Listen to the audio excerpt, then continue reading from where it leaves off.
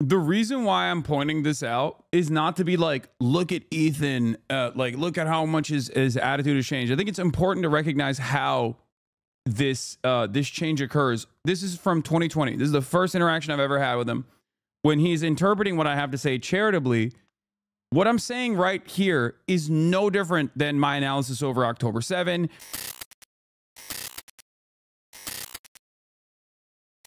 Anyway, listen, like I said, I just wish, because I saw a tweet from someone earlier today about Ethan, and I forgot that like we've had so many conversations in terms of like charitability. I think this is a great example of this. Okay, this is not drama. Okay, don't freak out. Don't get into like drama shit. But someone posted this morning and I saw it. On a 2020 episode of his podcast, Ethan Klein agreed with the same analysis of 9/11 that he's been attacking Comrade Casey Frogan and Real Wowmouth over in recent months. It's kind of depressing to see how open-minded he once was, given how reactionary he's become. And like, this is like, whenever I see older content from people that I was friends with or people that I used to interact with, it is kind of sad to see like where they're at now in terms of like what they're Ben Shapiro retweeted this. It's not a joke. What is this? They're hitting Luigi with terrorism charges. Oh brother, after thorough research I found this. Are there any civilians harmed by Luigi? Yeah, the dude who got murdered. Anyway, you extended infinite charity to that guy is sad. No, because like dude, it's not me extending charity to people. It's charity being extended to me. Okay, that's what it is. Like, that's what this is about. Like, I'm always going to be charitable across the board, no matter what. But here, look at this. Just listen to this 4-minute video really quickly and then interpret it whichever way you want. But this is the first interaction that I ever had with Ethan Klein. This interaction was so positive that it led us to literally make the podcast Leftovers together. Incredible. It's actually incredible that this was the ending sequence of Rambo 3. It says this film is dedicated to the... Stop covering drama, man. Man, shut the up. This is not drama. Take a week off, okay? This is a much larger, much broader point, okay? A lot of people look at this and they go, oh my God, Ethan Klein on screen. This is drama. It's not, okay? I am not covering drama. This is not to like finger wag at Ethan. This is not to be like, look at how hypocritical he is. This is a much broader point that I'm trying to make, which is that like there was a point where a lot of people from XQC all the way to Ethan Klein that were infinitely more charitable, infinitely more understanding, and trying to figure out the world and not just immediately reacting back with negativity. Brave Mujahideen fighters, and these guys were the guys. Tell me about the legacy of the Mujahideen fighters. You're not saying So it right. they are. Yeah, this was not real, by the way. The VHS, this is not a real flick, or rather, the movie is real, but this part was not real. This was edited. Try my best. It's a Berenstein's Bears moment. They're fighter troops in the region, and they were fighting against the USSR at the time, and that's why we armed them, because we needed them to fight against the USSR in the region in the Cold War era. Yeah. And then some of them became more. Some of them decided, well, America is bombing the shit out of us too. Well, them. And the simplest way to describe it is that they, much like ISIS and every single other militant faction, formed more radical and anti-Western militant factions with American training and American arms, and then started fighting America. So it's kind of a beautiful irony, isn't it? So that's why that's what you meant when you said the brave fighters. Yeah, and it would be ironic if after like the 7th oopsie, you got to recognize that it's probably just being done deliberately so that you can justify further engagement in the region and further destabilization in the region, because it keeps happening. We keep arming a certain sect or a certain militant group, and this happens in Latin American countries as well. We arm a certain group.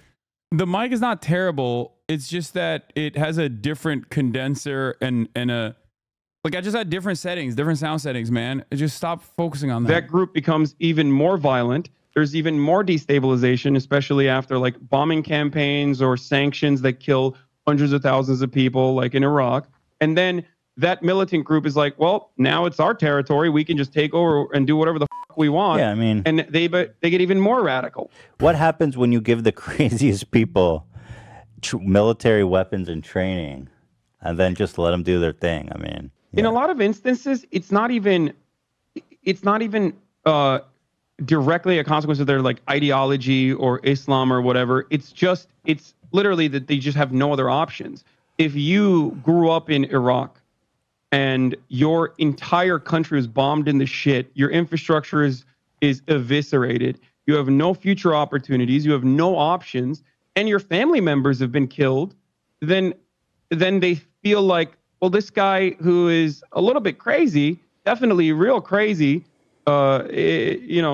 preaching all this hatred towards America, maybe he has some good ideas. And that's how a lot of people find themselves at the precipice of radicalization. Like Taliban increased its numbers and influence in Afghanistan after the American invasion, which of course is not that surprising. And that is despite the fact that the American forces there killed a fuckload of members, and yet their ranks are stronger than ever. And now America is negotiating with them as a legitimate entity in the country. Like they are a powerful and legitimate force now, almost directly as a consequence of American imperialism. The reason why I'm pointing this out is not to be like, look at Ethan, like look at how much his attitude has changed. I think it's important to recognize how this change occurs. This is from 2020. This is the first interaction I've ever had with him. When he's interpreting what I have to say charitably, what I'm saying right here is no different than my analysis over October 7, my analysis revolving around Hezbollah, my analysis revolving around the Ansar Allah movement in Yemen. Okay? Nothing is different. It is virtually identical, 1-to-1. Okay? Because the fundamentals are the same. They have not changed. The players or the people, the militant factions might have some of them are from different backgrounds, some of them are Shia, some of them are Sunni, but the analysis is still the same, like how people are motivated, the way I see the world, right? The way I view the world, the way I interpret political conflict, global conflict, foreign policy, it's all the same. So my commentary has not changed at all. And I think that the issue is a lot of people will always say, Hasan, you've changed. You've become a different person. You've become significantly more radical. And it's like, no, I have not. And you just have to remind yourself that, like, I think the most significant component here is just charitability. Imperialism and destabilization in the region. How many Iraqis died in that George Bush war? Chad is blind to analysis. They love good versus bad dynamic. You dogpiling on Ethan is what they crave. You explaining the situation and helping others understand your vision of empathy and charitability is annoying for them because they refuse to learn. Exactly. This is a very annoying part in the way that this community operates as well. The people that claim that they didn't know you had certain positions are disingenuous. You are one of the most consistent, stubborn, and message-focused people I've ever seen. If they claim they didn't know what you believed, they're either lying or weren't really listening. Yeah. Or the third thing, they were listening, but they weren't really paying a lot of attention, or they didn't have other underlying biases, or they weren't primed by a drama farming YouTuber with no political background whatsoever, like a Willie Mac show or any number of different like Keemstar orbiters. You know what I mean? I'm not sure about the exact number that's always in contention, but paired up with like Bill Clinton era onward sanctions, like the immediate sanctions were, I think, 500,000, but I'm not entirely sure. They say to the tune of millions. That's crazy. In Iraq. Yeah, like you don't understand that. Yeah. Like millions of people died from that. Of course, they're going to be pissed off. I mean, what the f***? That's crazy. Incredible. So yeah, doing fun stuff is good because that's how I discovered you, reacting to the button dating stuff. Yeah. So I just wanted to point to this, and there are a million examples just like this one where I am advocating very consistently for these same exact values, and my analysis comes from recognizing the humanity of every single person. Okay? In this conversation, I'm quite literally pointing to a radicalization for members like ISIS militants, Daesh, and Al-Qaeda, like where their point of radicalization is.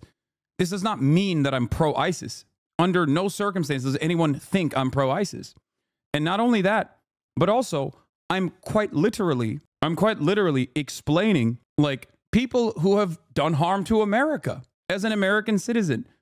So if I have this interpretation for America as an American citizen, okay, if I can offer this level of analysis for people who would kill me if given the opportunity with ease, okay, then why is it so hard to offer this same exact critical examination to other militant factions in this region? Militant factions that do not have imperial ambitions in mind in the same way that ISIS did. It's really interesting because they hate Arabs. Okay, brother, who the fuck do you think ISIS are? What are you talking about? I'm over there talking about like Al-Qaeda and ISIS. What do you mean? Like, if you can, Ethan has a capacity right there to extend charitability to my analysis. And this is before we even, made this podcast together. They're going along with bro tip stuff now and how you said it was sarcastic. No. First and foremost, that is satirical, okay? It was a shitty attempt at satire. And it was 12 years ago and deleted 12 years ago. And it is my political perspective, albeit still very progressive at the time, had a bunch of blind spots. Misogyny and also transphobia being two key ingredients here in terms of like my own personal blind spots. And I've worked against them. I have learned. I have changed my opinion over the years.